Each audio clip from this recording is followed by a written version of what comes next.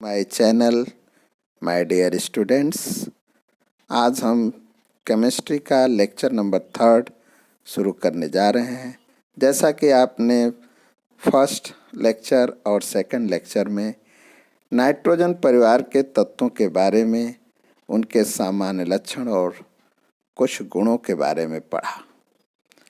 निश्चित रूप से लेक्चर नंबर 3 को आगे बढ़ा रहे हैं लेक्चर नंबर 2 के बेस पर ही।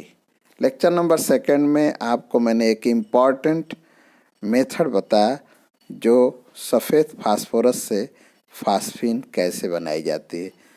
कई बार मैंने ये भी कहा है कि ये बोर्ड परीक्षा में इम्पॉर्टेंट क्वेश्चंस के रूप में है। इस पे ज़रूर आप नज़र डालिएगा, इसको नोट भी करिए, प्रैक्टिस भी करिए।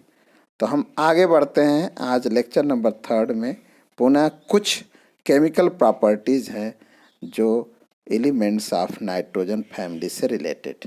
जैसा कि सफ़ेद फास्फोरस के बारे में मैंने बताया कि सफ़ेद फास्फोरस बहुत ही फास्ट रिएक्टिव एलिमेंट है, जो हाइड्रोजन के साथ भी क्रिया करके फास्फीन गैस बनाता है। P4 + H2 arrow PH3। Equation को आप बैलेंस कर सकते हैं, आप देख भी रहे हैं बैलेंस्ड है। इसके बाद वाइट फास्फोरस को यदि हम कंसनट्रेट नाइट्रिक एसिड से क्रिया कराएं तो यह आर्थोफास्फोरिक एसिड बनाता है। White phosphorus react with concentrate nitric acid to form orthophosphoric acid. P4 + HNO3 arrow H3PO4 NO2 H2O के रूप में हम फॉर्म करते हैं। Chemical properties elements of nitrogen family में जनरली नाइट्रोजन और फास्फोरस की हम स्टडी करते हैं। इसके बाद इनके नेचर क्या हैं, नेचर ऑफ कंपाउंड्स क्या हैं, इसके बारे में आप देखेंगे। Nature of compounds means nitrogen and phosphorus. Nitrogen and phosphorus both make a covalent compounds. प्यारे बच्चों, नाइट्रोजन और फास्फोरस ये दोनों कोवैलेंट कंपाउंड बनाते हैं, सहसंयोजक यौगिक बनाते हैं। सहसंयोजक यौगिक के रूप में कई प्रकार के ये नेचर को प्रदर्शित करते हैं, या इनका कई नेचर होता है। जैसे ऑक्साइड का फॉर्मेशन, हैलाइड का फॉर्मेशन, हाइड्राइड का फॉर्मेशन ये बनाते हैं। तो हम ऑक्साइड में देखें, nitrogen make a different gaseous oxide. Nitrogen के कई ऑक्साइड हैं, जैसा कि आपने 11th में भी पढ़ा होगा या फिर आपको पढ़ाया गया है कि nitrogen form a different types of the oxides like nitrous oxide, nitric oxide, nitrogen dioxide, nitrogen trioxide, nitrogen pentoxide. Nitrous oxide N2O, जिसे आप लोग जानते होंगे कि यह लाफिंग गैस के रूप में जाना जाता है।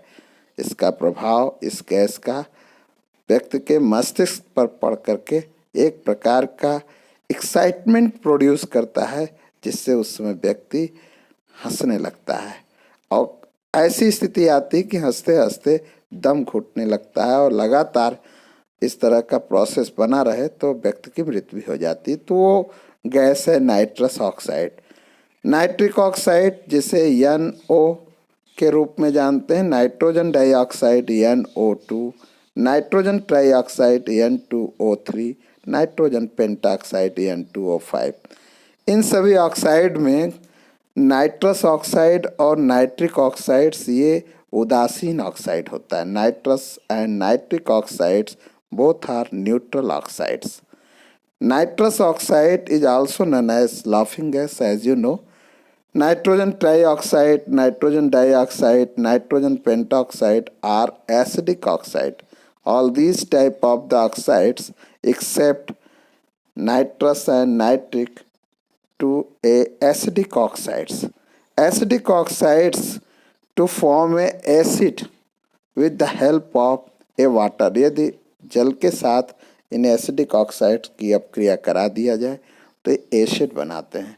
जनरली नाइट्रोजन ट्राइऑक्साइड जल के साथ क्रिया करके नाइट्रिक एसिड बनाता है। नाइट्रोजन पेंटाऑक्साइड भी जल के साथ क्रिया करके नाइट्रिक एसिड बनाता है। ये क्वेश्चन दिया हुआ है, इसको बार बार आप स्केचिंग करते हुए, इसका नोट्स भी कंप्लीट करते हुए चलेंगे तो आपको अच्छी तैयारी में मदद करेगा। Similarly phosphorus form a different oxide like P2O3, P4O6, phosphorus trioxide, phosphorus pentaoxides. These are the phosphorus oxide. Phosphorus pentaoxides and phosphorus trioxides are make the acid. It means both oxides are react with water to form a acid like orthophosphorus acid and orthophosphoric acid. Important reaction है, इसको ध्यान देंगे। Phosphorus pentoxide और phosphorus trioxide, यदि इन्हें हम जल के साथ क्रिया कराते हैं तो ये फास्फोरस एसिड और आर्थोफास्फोरिक एसिड बनाता है। फास्फोरस एसिड जिसे H3PO3, जिसको हम आर्थोफास्फोरस एसिड भी कह सकते हैं, H3PO4 आर्थोफास्फोरिक एसिड। तो it means nitrogen and phosphorus related to the oxide to producing a different types of the acids. Now next, nature of compounds, hydride. Hydride कैसे बनाते हैं ध्यान दीजिएगा मेरे प्यारे बच्चों। हाइड्राइड का formation, all the elements of nitrogen family to make EH3 type of formula. जितने भी नाइट्रोजन परिवार के तत्व हैं ये EH3 प्रकार के सूत्र बना लेते हैं। E का मतलब होता है एलिमेंट और H लगा हुआ है तो हाइड्राइड फॉर्म बनाता है। It's known as gaseous hydride. जैसे हम फार्मूला बनाएं तो Ne elements NH3, NH3 ammonia, PH3 phosphine, arsine, stibine, bismuthine, ये NH3, PH3, ASH3, SbH3 and BiH3 के रूप में ये फार्मूला बना लेते हैं, ये हाइड्राइड कहलाता है। इसी तरह से नेक्स्ट नेचर ऑफ कंपाउंड्स के रूप में हम हैलाइड को देखते हैं। ध्यान दीजिएगा हैलाइड का फॉर्मेशन कैसे होता है। हाइड्राइड आपने देखा EH3 type of the formula बनाते हैं। Highlight all the elements of nitrogen family to make a EX3 type of the formula. जानते हो कि हैलोजन में यक्स हम कॉमन रूप से लेते हैं। यक्स में in place of the x chlorine, bromine, iodine, fluorine इस तरह से रख करके हम कंपाउंड्स बनाते हैं। EX3 type of the formula it's known as covalent trihalide, जैसे NCl3, PCl3, ASCl3, SbCl3, BiCl3. All these type of the compounds is related to the elements of nitrogen family to form a halide compounds. Nitrogen trichloride, phosphorus trichloride, arsenic trichloride, antimony trichloride, bismuth trichlorides. In these type of the halide compounds, one compound is very important compounds. This is a nitrogen trichloride. is a explosive compounds. यह विस्फोटक यौगिक है जो विस्फोटक द्रव के रूप में जानी जाती है, जिसमें PCl3 भी लिक्विड फॉर्म में होता है, ASCl3 भी लिक्विड फॉर्म में होता है, लेकिन SbCl3 और BiCl3 ये सॉलिड फॉर्म में होता है। तो आपने इसको विशेष रूप से ध्यान दिया। Lecture number 3 elements of nitrogen family में मैंने आपको जनरल केमिकल प्रॉपर्टीज़ बताया।